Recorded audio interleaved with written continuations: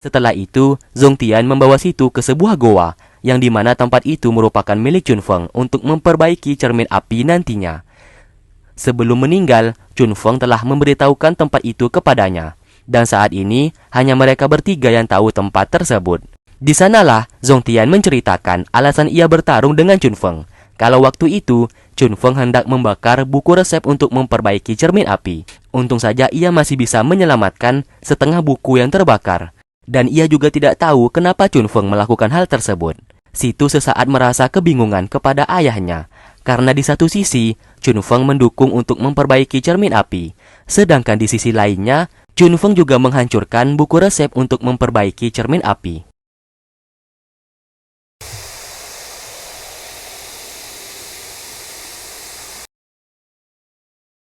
Terlihat, Bunga menghampiri Bambang dan memintanya untuk membantu Situ, yang saat ini hendak ditangkap agar cepat diselamatkan. Namun Bambang, yang sudah di bawah pengaruh oleh Diyun, bersikap kasar kepada adiknya tersebut dan menolak untuk membantu Situ. Hal itu membuat Bunga menjadi kesal karena sikap kakaknya yang sudah berubah drastis. Dan ia tahu kalau Bambang diperdaya oleh Diyun. Namun Bambang tetap pergi dari sana tanpa memperdulikan Bunga sama sekali.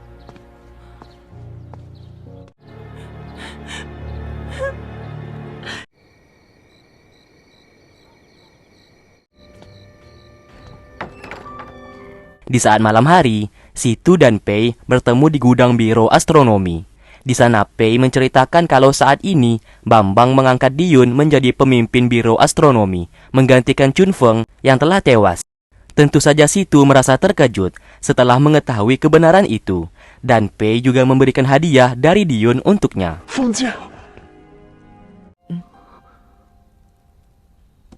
Dan setelah itu ia pun pergi dari sana sebelum tertangkap.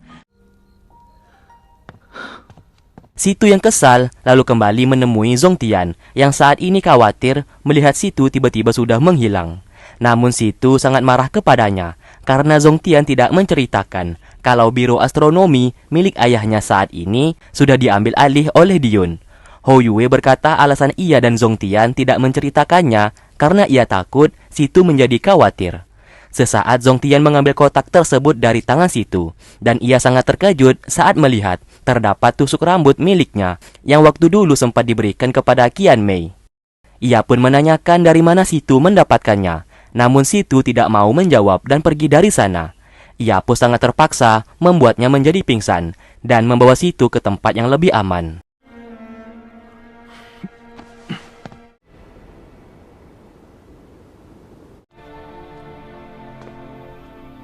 Ternyata saat ini, ia membawa Situ ke dunia dewa, dengan alasan agar Situ bisa aman di sana.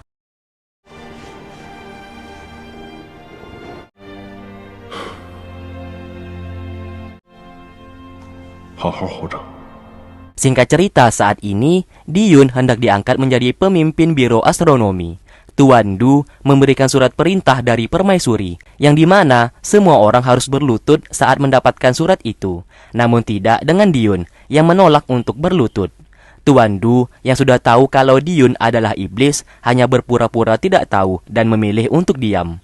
Kepala kepolisian menyuruh Tuan Du untuk mengenyampingkan masalah tersebut, dan langsung saja memberikan surat tersebut kepada Diyun. Lalu, pedang milik peninggalan Chunfeng juga hendak diberikan kepadanya. Namun tiba-tiba, seekor pedang mendarat ke sana.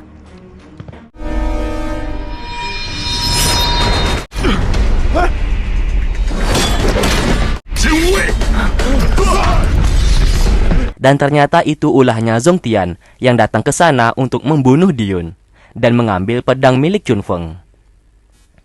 Kepala kepolisian memerintahkan pasukannya untuk menyerang Zongtian dan menangkapnya, dan pertarungan pun tak dapat terelakkan.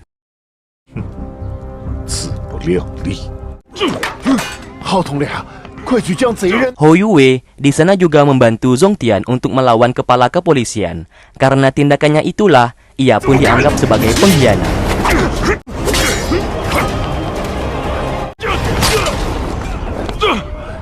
Terlihat, Pei membawa Tuan Du agar selamat dari sana. Dan Diyun secara diam-diam juga mengikutinya dari belakang. Melihat Diyun yang pergi, Zongtian tentu saja tidak akan membiarkannya begitu saja.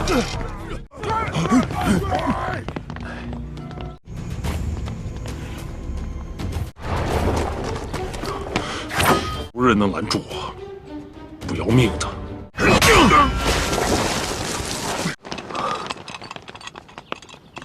Singkatnya, Tuan Du yang kelelahan tidak mampu lagi untuk berjalan dan memilih untuk beristirahat di sana. Diyun akhirnya menunjukkan sisi jahatnya yang hendak membunuh Pei dan Tuan Du. Hal tersebut membuat Tuan Du yang ketakutan akhirnya pingsan di tempat. Untung saja Zhong Tian berhasil datang tepat waktu dan menghentikannya. Mereka berdua pun lalu berteleportasi dari sana yang disaksikan langsung oleh Pei. Tentu saja hal tersebut membuat Pei sangat terkejut melihatnya. Singkatnya, kepala kepolisian bersama Chu Yanzi melihat Tuan Du yang telah pingsan, dan terlihat Pei sangat ketakutan dan berkata kalau Diyun dan Zhong Tian bukanlah seorang manusia, karena ia melihat dengan mata kepalanya sendiri kalau mereka berdua menghilang dan berteleportasi. Ia pun menceritakan yang sebenarnya kalau Diyun adalah penjahat yang sebenarnya yang telah membunuh Chun Feng dan memperdaya Bambang. Saat ini, Zhong Tian berada di dunia dewa. Diyun ternyata membawa ayahnya ke sana untuk membunuh Zhong Tian.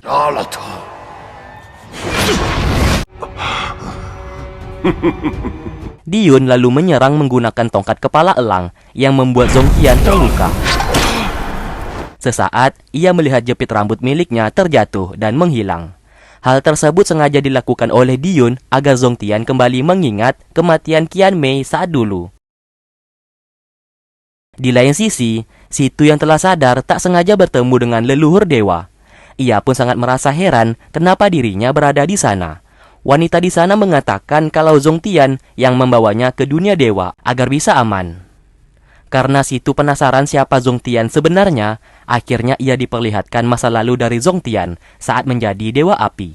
Tiba-tiba sebuah layar proyektor yang dari mana asalnya menunjukkan masa lalu dari Zhong Tian.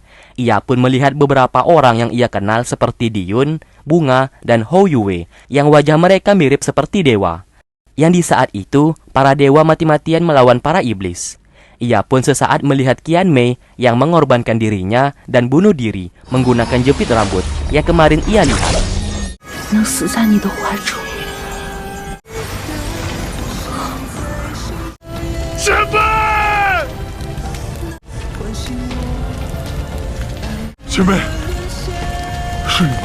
Setelah itu, wanita di sana mengatakan kalau semuanya ini bukanlah ingatan Zhong Tian, melainkan ingatan dari Si Tu sendiri. Karena Si Tu adalah Qian Mei, reinkarnasinya.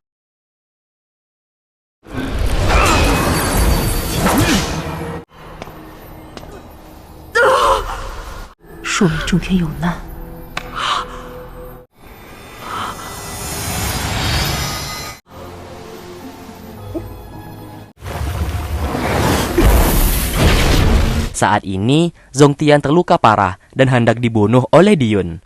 Lalu tiba-tiba, Si Tu datang ke sana dibawa oleh wanita tadi. Kedatangan Si Tu membuat ayah Diyun seketika menghilang dan kembali ke dalam cermin api.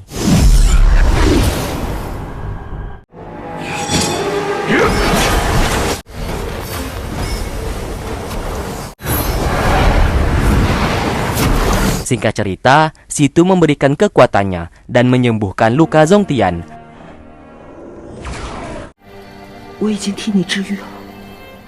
Karena tubuhnya kembali kuat, Zhong Tian dengan mudah mengalahkan Diyun di sana hanya dengan satu kali serangan.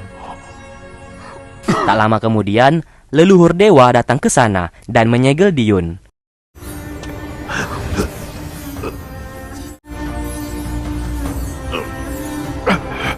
Zhong Tian, Feng Jian, 放开我！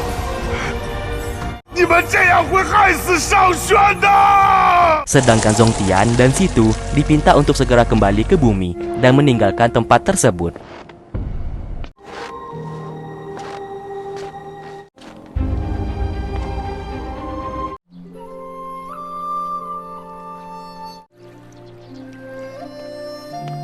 Singkat cerita, saat ini Bambang telah kembali sadar dan ia bertemu dengan Si Tu yang menjelaskan kalau selama ini Bambang telah diperdaya oleh Diyun yang membuat sikapnya menjadi jahat. Bambang meminta maaf atas segala tindakannya kemarin.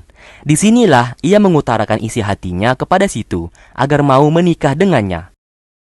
Namun Situ terpaksa menolak cintanya karena ia sudah mencintai Zongtian dan ia akan pergi dari istana setelah semua masalah saat ini akan selesai. Penolakannya tersebut membuat Bambang sangat bersedih.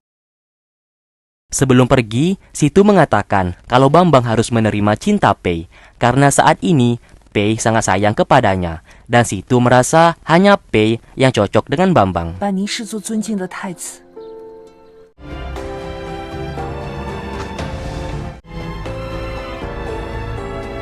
Setelah itu, Permaisuri memanggilnya. Di sana Situ mendapatkan penghargaan karena berhasil mengalahkan iblis yang masuk ke dalam istana dan berhasil menyelamatkan Bambang. Oleh karena itu, Permaisuri akan memberikan jabatan dan tahta di kerajaan dengan satu syarat, yaitu ia harus menikah dengan anaknya, yang tak lain adalah Bambang. Situ terpaksa menolak keinginan Permaisuri karena ia sebentar lagi akan pergi meninggalkan istana dan hidup bersama Zongtian di luar sana. Tentu saja Permaisuri seketika menjadi marah karena Situ berani menentang perintahnya. Namun karena semua keputusan berada di tangan Situ, Permaisuri pun tak dapat berbuat apa-apa.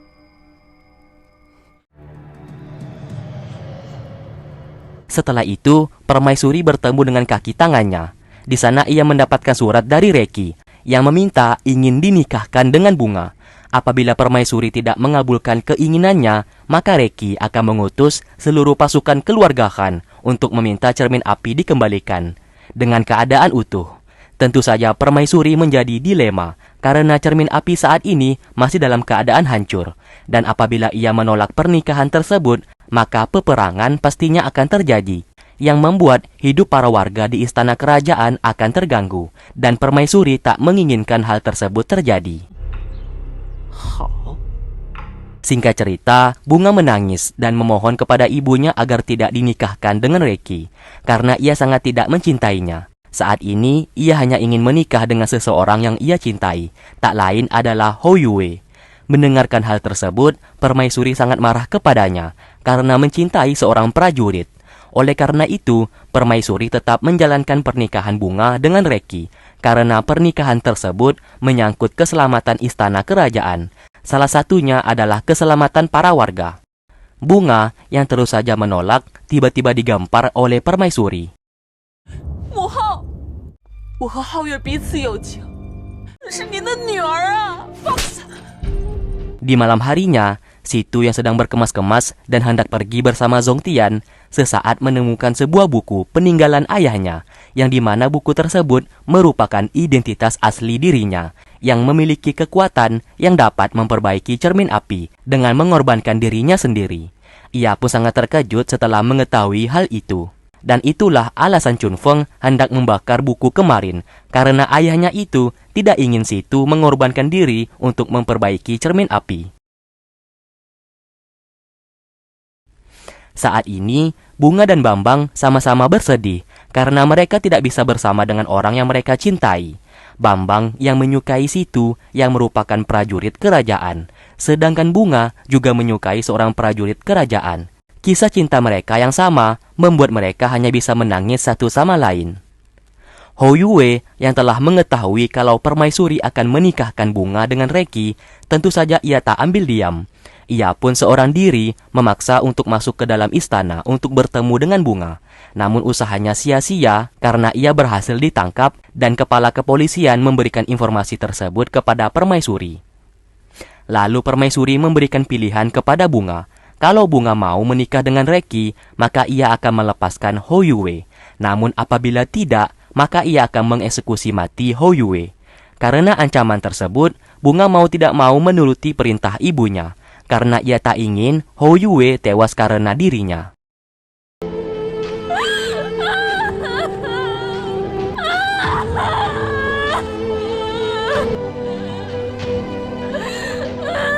Di lain sisi, Hou Yue yang berada di dalam penjara berhasil kabur setelah membunuh salah satu penjaga di sana dan mengambil kunci penjara. Di malam harinya, Situ yang telah mengetahui kebenaran tentang dirinya lalu menghadap ke Permaisuri dan memberikan buku tersebut. Dari sinilah Permaisuri tahu kalau untuk memperbaiki cermin api harus mengorbankan Situ.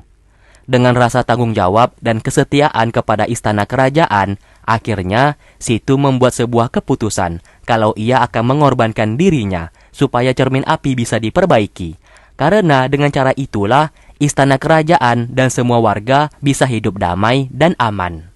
Permaisuri yang melihat keberanian dan kejujuran Situ akhirnya mengikuti kemauannya.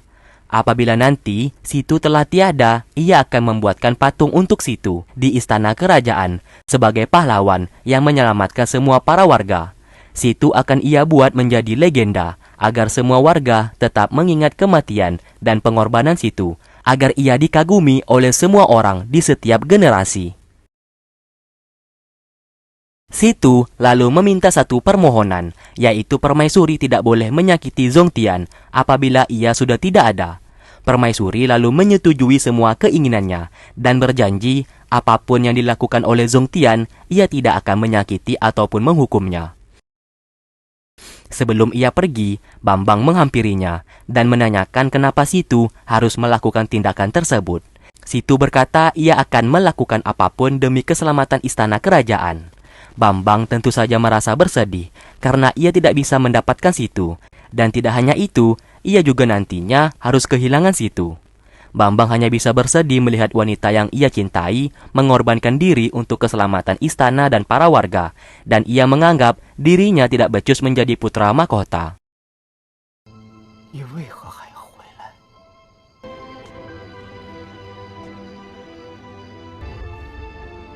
只当凤姐是蠢笨愚独自苟活在这世上。我一直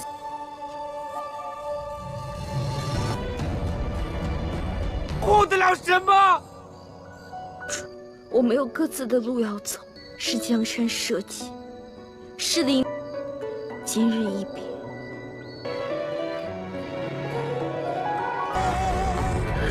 经不起那些祝越忘越深，是很交错的流年。 Situ lalu menghampiri Zongtian yang masih tertidur. Di sana ia menangis dan mengingat kenangan yang sudah pernah ia lewati bersama. 更无更远，远的沦陷，是的深切别，心酸在之前。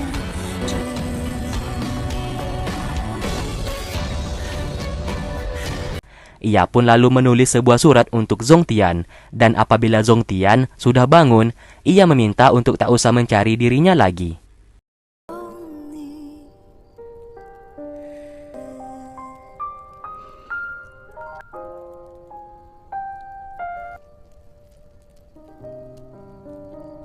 Singkat cerita, esok hari pun tiba.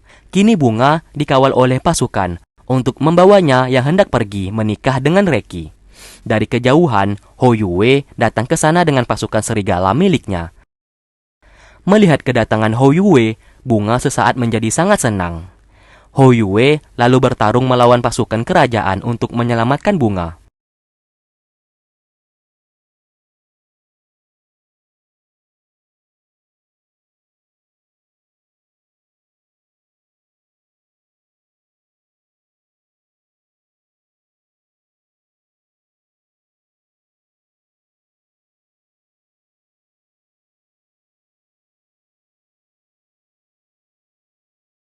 Setelah itu, ia membawa Bunga pergi dari sana. Sedangkan Zongtian saat ini menemui Pei dan menanyakan keberadaan Situ saat ini. Ia pun lalu menyerangnya karena Pei tidak mau buka mulut. Karena diserang oleh Zongtian, ia pun mau tak mau berkata jujur kalau sebenarnya Situ hendak mengorbankan diri untuk memperbaiki cermin api. Karena Situ telah mengetahui semua kebenaran tentang dirinya. Zongtian yang mendengarkan hal tersebut lalu pergi dari sana.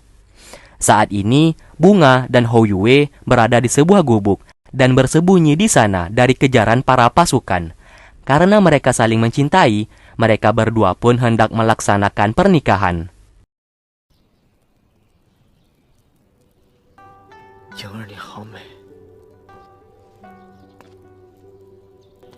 你我就在此大婚如何？大婚之后，我的心永远生生世世。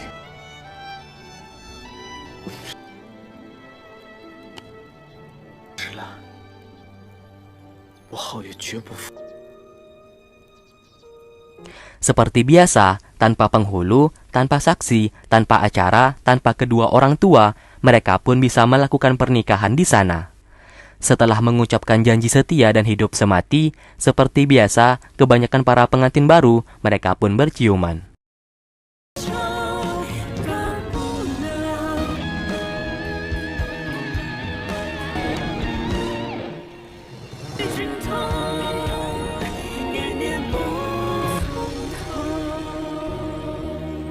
Tak lama kemudian, Reki beserta pasukannya datang ke sana.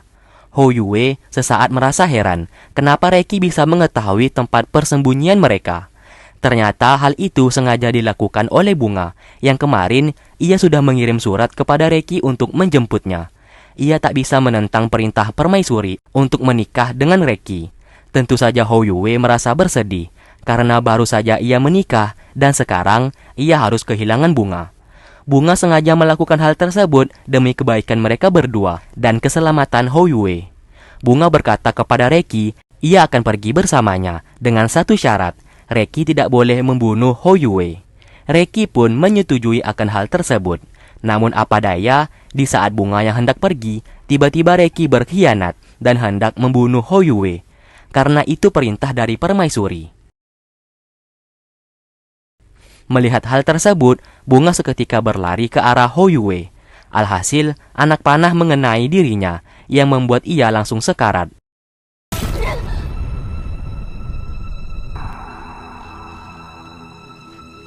Untuk kedua kalinya, Hou Yue melihat Bunga mengorbankan diri untuk menyelamatkannya. Namun apa daya, kali ini Bunga benar-benar tidak bisa diselamatkan. Sebelum ia meninggal, ia berkata kepada Reki untuk menjaga Hou Yue dan melindunginya. Reki yang juga bersedih menerima perintah tersebut dan ia akan melindungi Hou Yue meskipun harus mengorbankan dirinya. Dan setelah itu, Bunga meninggal di sana. Singkatnya, jauh dari istana, Hou Yue memakamkan jasad Bunga tanpa sepengetahuan permaisuri. Ia yang sangat mencintai Bunga juga berada di sana untuk menjaganya.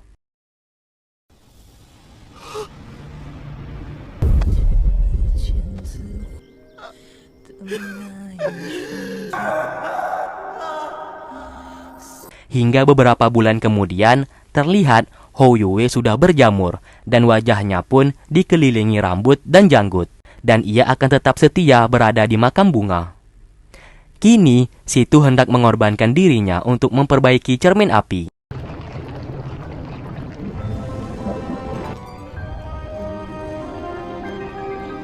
Tak lama kemudian, Zongtian berhasil menemukannya dan memintanya untuk tak usah melakukan hal tersebut. Sebagai gantinya, ia akan mencari cara untuk memperbaiki cermin api tanpa harus mengorbankan Situ. Namun semuanya terlambat, karena ia sudah membulatkan tekadnya untuk mengorbankan dirinya. Lalu ia pun mencium Zongtian sebagai salam perpisahan.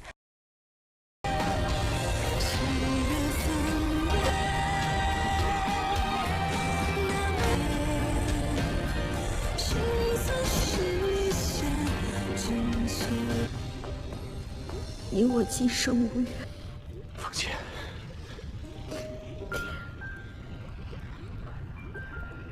Dan setelah itu ia langsung melompat ke dalam jurang api.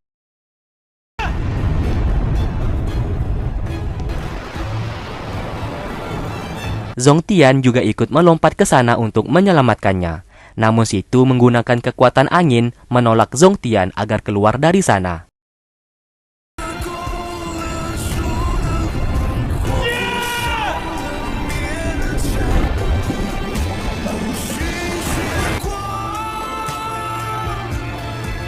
Dan setelah itu, terlihat cermin api kembali bersatu dan berhasil diperbaiki. Zongtian untuk kedua kalinya kehilangan orang yang ia cintai. Ia pun berteriak di sana.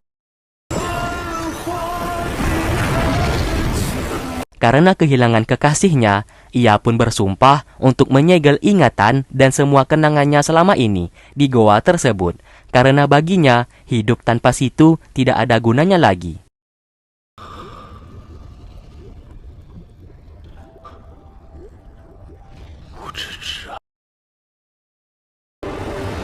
Dan seketika, semua kenangannya selama ini mulai berjalan mundur dan kembali ke adegan awal, di saat Zhong Tian pertama kali menginjakkan kaki ke bumi.